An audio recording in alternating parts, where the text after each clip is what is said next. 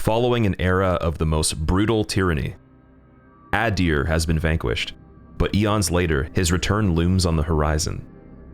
As a renowned lamp-bearer, venture through both the domains of the living and the departed, confronting monumental perils on your path. The tale has yet to be unraveled on how Adir managed to garner strength to rise once again. The all-new Lords of the Fallen is set 1,000 years after the events of the original game, where the unfathomable return of the demon god Adir looms on the horizon. The game is set in the medieval dark fantasy era, where this monstrous godly being was being restrained by the 5 beacons of the Sentinel after its previous defeat. The said beacon towers over the land of Mornstead, a prominent region where the game sets.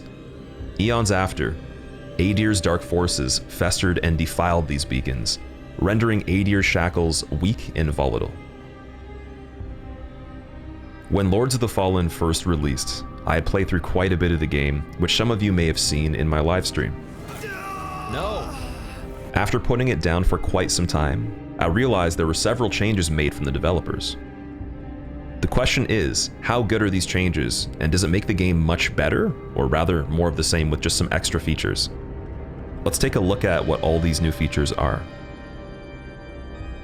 One of the biggest frustrations I've had when I first played this game, despite loving all the cool things Lords of the Fallen had to offer, was the overall enemy density. There were simply too many enemies while playing solo.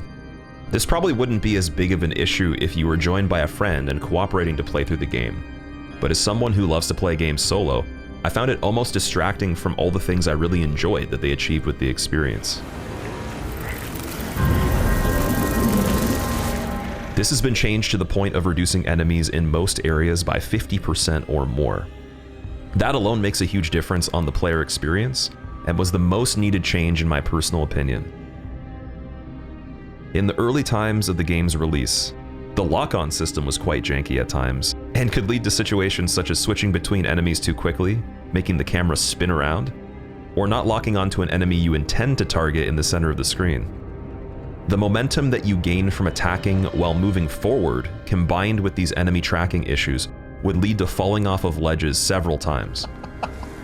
Now it's actually impossible to swing yourself off of any ledge or cliff, and it can even be used strategically to make your way through super narrow walkways and other sections by attacking with the character to move rather than walking or running, and safeguarding your character from falling. The quality of life features definitely needed some looking into in the game, and there is a great addition with weapon upgrades.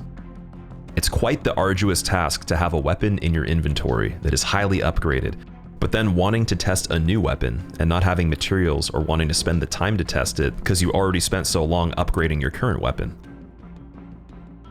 You can now find loot that is pre-upgraded relative to your current gear and not have to go through as many headaches. This feature definitely takes the grind out of the first playthrough that you might have felt before, and some people could dislike that, others will probably really appreciate it. But all in all, there's so many other Souls-like games that would benefit a ton from a feature like this, and I hope I see this again in other games. With each additional playthrough, the early version of Lords of the Fallen had a mechanic that decayed the frequency of finding checkpoints to rest at with each playthrough completed. This means by later NG cycles or new game playthroughs, you'd have a much harder time finding the resting spots. Now there are options to customize the way this works, and ultimately I'm sure most of us will keep the vestige checkpoints consistent to the first playthrough, even on extra playthroughs. With multiple levels of decay such as none, minor, extensive, and tremendous on the game modifiers menu, it's nice to have the option of absurdity if you are a true masochist and don't want as many checkpoints on a subsequent playthrough, but it's also not required for people that want to enjoy themselves. Next up is a feature that I don't believe has ever been added to a Souls-like or action RPG game of this type, which is New Game Plus 0. NG Plus 0 starts you off on a new game playthrough with all the equipment and character levels you had when beating the game the first time, but with no additional difficulty scaling, and is perfect for achievement hunting or just testing out a bunch of different equipment with your build. The seedling system is a mechanic that lets you plant checkpoints in special areas on the ground to have your own custom location, which could be closer to the boss, or simply extra security when traversing areas. Though they never changed the areas of where you can plant these seeds, they have actually changed some other details. They've cut the cost of seedlings in half, and the drops for them were improved quite a bit. Previously, they only dropped from bosses, but now you can obtain the seeds in other locations as well. The final detail that I believe is actually the best about this change is that there's an unlimited capacity to hold the seeds, which I believe just makes the mechanic much more justified. Sound effects in the form of parries and grievous strike sounds have been changed from the original audio, and in my opinion, they do sound better. I didn't really mind the previous sound effects, but I did notice a couple people commenting in my live streams about those mechanics and how they sounded on the first playthrough. Now, this is an aspect that doesn't necessarily make or break a game, especially in the action RPG genre, but one super high point of Lords of the Fallen is the graphics. They've always been one of the high points of the title, and I absolutely love the visual style of this game.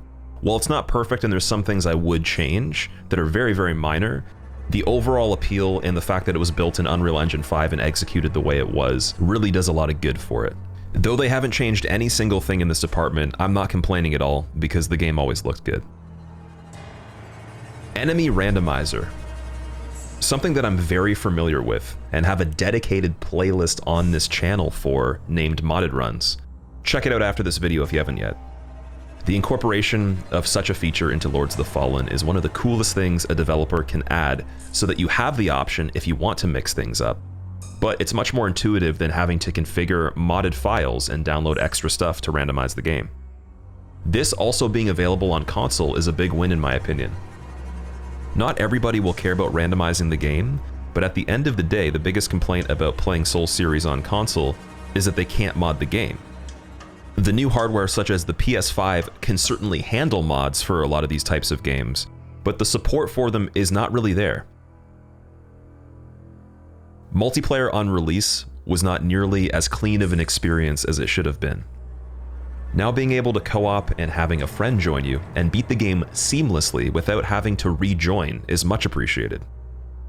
There are still some quirks like the joiner not being able to revive the hosts, and also the joiner of the main player not being able to lose the game's currency, but the main player still can. Lords of the Fallen is most certainly a next generation game that does demand power out of your PC if you aren't a console player. The current gen consoles can keep up, but overall the game doesn't run the greatest for older hardware on PC. And with that in mind, the developers took performance issues into consideration and did what they could to make this a smoother experience, which is always an important update that any game should have when possible. There's some known issues with Unreal Engine 5 running on certain graphics cards, predominantly AMD cards, but overall, considering it's a new game with two simultaneous worlds intertwined at every moment, a massive amount of content to complete the game, averaging a playthrough of around 100 hours for 100% completion or more. It's not often that developers can pull off some of these changes gracefully and actually make a game better than when it originally released, but in all honesty, I have to say they pulled it off. There's enough improvement for most of us to appreciate, and I recommend checking out some of these new features and changes if you really believed in and/or enjoyed the original game's vision. Lords of the Fallen is now out on Xbox Game Pass and PC Game Pass. I hope you guys enjoyed this video, and if you want to see more breakdowns of games, tier lists, discussions, and even some reactions, be sure to check out my other videos in the discussions playlists. And for gameplay, such as zero damage runs, there's a playlist for that as well. Have a great rest of your day, guys, and I'll catch you in the next video. Crazy power jump there. Yes. Oh, it's over, dude. It's kinda over now. I think it just might be over. I think it just might be over, dude. Should we finish with a fireball? Oh, maybe it's not over. Yo, okay, it's over for me. Damn it. I called it too soon. Gotta heal up now. Oh, what?